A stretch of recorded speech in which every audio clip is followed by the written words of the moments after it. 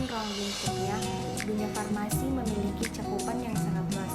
Oleh karena itu, ilmu resep tidak dapat berdiri sendiri dari cabang ilmu lain seperti fisika, kimia, biologi, dan farmakologi. Pada waktu seseorang mulai terjun masuk ke dalam pendidikan kefarmasian, berarti dia mulai mempersiapkan dirinya untuk melayani masyarakat.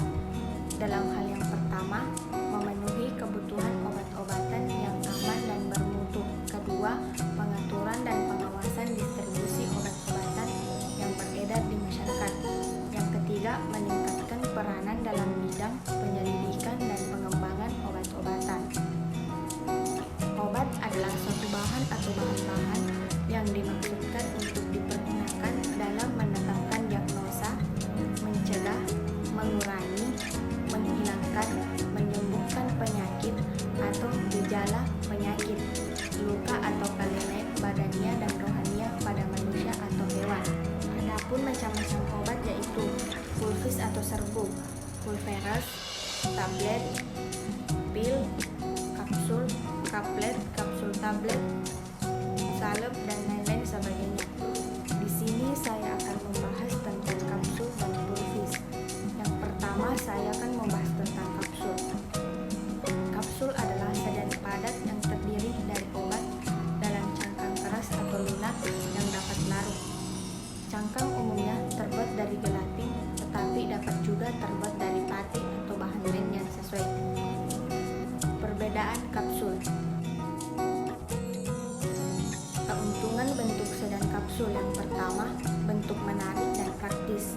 Yang kedua, tidak berasa sehingga bisa menutup rasa dan bau dari obat yang kurang enak. Yang ketiga, mudah ditelan dan cepat hancur atau larut di dalam perut sehingga bahan cepat segera diabsorpsi, diserap di tubuh.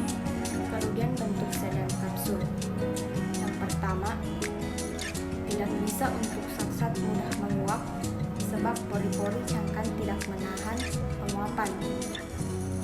Yang kedua, tidak untuk zat-zat yang higroskopis. Yang ketiga, tidak untuk zat-zat yang bereaksi dengan cangkang kapsul. Yang keempat, tidak untuk balita. Yang kelima, tidak bisa dibagi. Adapun cara pengisian kapsul yaitu yang pertama dengan tangan, yang kedua dengan alat bukan mesin, yang ketiga dengan alat mesin. Yang kedua, pulvis atau serbuk. Serbuk adalah campuran kering bahan obat atau zat kimia yang dihaluskan untuk pemakaian oral atau dalam untuk pemakaian luar. Anak-anak dan orang dewasa yang sukar menelan kapsul atau tablet lebih mudah menggunakan obat dalam bentuk serbuk. Biasanya serbuk oral dapat dicampur dengan air minum. Pada pembuatan serbuk kasar, terutama simplices nabati, digerus lebih dulu sampai derajat halus tertentu. Setelah itu dikeringkan pada suhu tidak lebih dari 50 derajat Celcius. Adapun penggunaan pulvis yaitu keuntungan dan kerugian pulvis. Keuntungannya, serbuk lebih mudah terdispensi dan lebih larut daripada sajian yang dipadatkan. Anak-anak atau orang tua yang suka menelan kapsul atau tablet lebih mudah menggunakan obat dalam bentuk serbuk.